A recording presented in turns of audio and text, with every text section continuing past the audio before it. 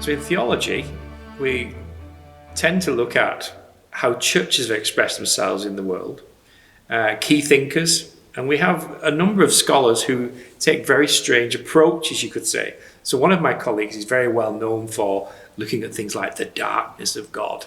Is God dead or is God not dead? And looks into all these things that modern scholars across the world are asking. After the Holocaust, how can we talk about a loving God? Was God absent? And students in particular find those kind of questions very fascinating to deal with. In religious studies, I think it's the challenge of understanding other worldviews and other people's perceptions of life and how life fits together. What's our relationship to the earth, for example? Is the earth something that we see as of secondary importance, and therefore we're looking to a new life in heaven? Or are we really people who have to look after the earth? And all our subjects really deal with those issues. One of the highlights for students of everything we do is to go out and see religion, either the Christian faith in theology or Islam or Sikhism, for example, in situ, in real life, meeting people. So we have a number of study trips. One of the highlights for the theology students is to go to Holywell near Chester. It's a sacred well, where people through the centuries have gone for healing. And when you go in there and you see the pillars that hold the building, and inscribed in it will say, "I was healed here, 1639. It's just, graffiti about being healed, something that's very rare to see. The philosophy students go to Chester Zoo. It's a big joke in the department that we take the students to Chester Zoo. But the philosophers say, yeah, but this is about how we treat animals, and the ethics of locking an animal away for us to look at them. Is that ethical?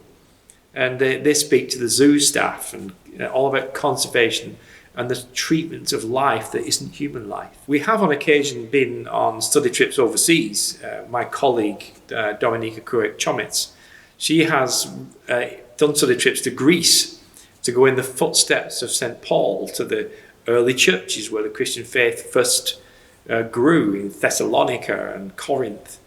Our students who do a degree in a humanities area tend to get good jobs and be versatile enough to go from job to job without having to do huge retraining. We've had students who have become lawyers, barristers.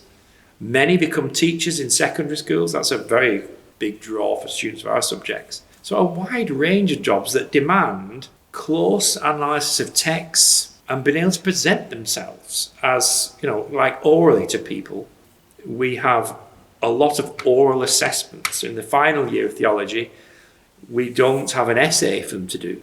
We have 2 orals, exams in front of 2 professors. And actually, it was the students who asked for this. So it was a way for the students to prepare for interviews at a high level. And they've risen to it and do really well.